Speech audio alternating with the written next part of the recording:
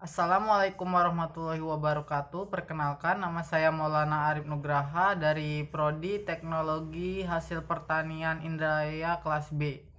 Di sini saya akan menjelaskan materi tentang nilai dan norma konstitusi, Undang-Undang Dasar Negara Republik Indonesia, dan konstitusionalitas perundang-undangan di bawah Undang-Undang Dasar.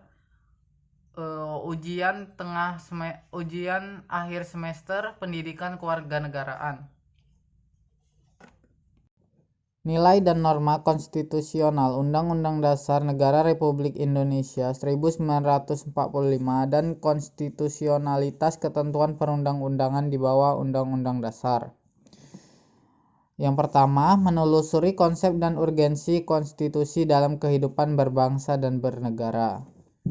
Konsep konstitusi dari segi bahasa atau asal katanya secara etimologis, sedangkan menurut istilah, konstitusi dikenal dalam sejumlah bahasa, misalnya dalam bahasa Prancis dikenal dengan istilah constituer, dalam bahasa Latin atau Italia digunakan istilah constitutio, dalam bahasa Inggris digunakan istilah constitution, dalam bahasa Belanda digunakan istilah constitutie. Dalam bahasa Jerman dikenal dengan istilah Verfassung, sedangkan dalam bahasa Arab digunakan istilah Masyrutia. Konstituer atau dalam bahasa Prancis berarti membentuk atau pembentukan. Yang dimaksud dengan membentuk di sini adalah membentuk suatu negara. Konstitusi mengandung permulaan dari segala peraturan mengenai suatu negara, atau dengan kata lain bahwa konstitusi mengandung permulaan dari segala peraturan mengenai negara, pembentukan suatu negara, atau menyusun dan menyatukan suatu negara, dan juga sebagai peraturan dasar mengenai pembentukan negara. Yang kedua, fungsi konstitusi. Ada dua fungsi konstitusi, yaitu yang pertama, konstitusi berfungsi sebagai landasan konstitusionalisme. Landasan konstitusionalisme adalah landasan berdasarkan konstitusi, baik konstitusi dalam arti luas maupun konstitusi dalam arti sempit. Konstitusi dalam arti luas meliputi undang-undang dasar, undang-undang organik, dan peraturan undang-undang lain, dan konversi. Konstitusi dalam arti sempit berupa undang-undang dasar. Yang kedua, yaitu konstitusi berfungsi untuk membatasi kekuasaan pemerintah sedemikian rupa sehingga penyelenggara kekuasaan tidak bersifat sewenang-wenang. Dengan demikian, diharapkan hak-hak warga negara akan lebih terlindungi. Gagasan ini dinamakan konstitusionalisme yang diguguskan oleh Carl Joachim Friedrich.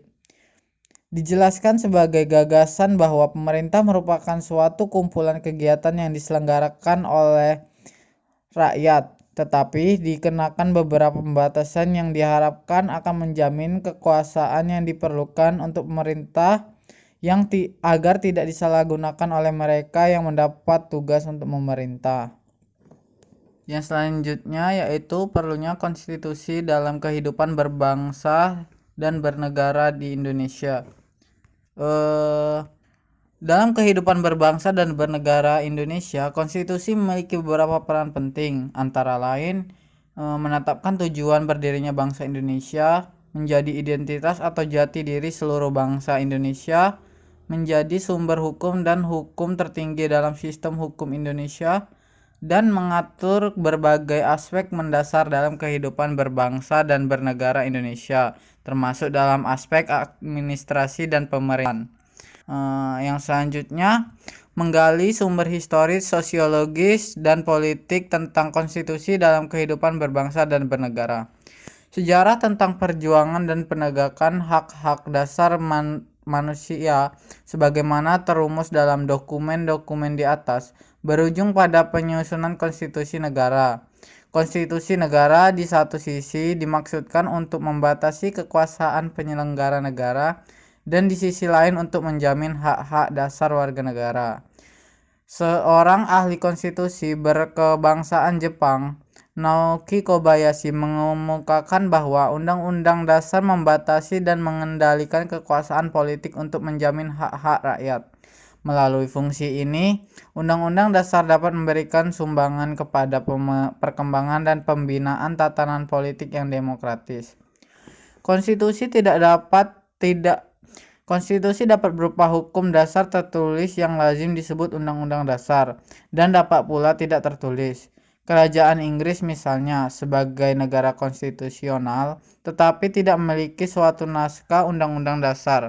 Atas dasar kenyataan demikian, maka konstitusi lebih dapat diartikan sebagai seperangkat peraturan tertulis dan tidak tertulis yang bertujuan untuk membangun kewajiban-kewajiban, kekuasaan-kekuasaan, dan fungsi-fungsi dari berbagai institusi pemerintah, meregulasikan hubungan antara mereka, dan mendefinisikan hubungan antar negara dan warga negara.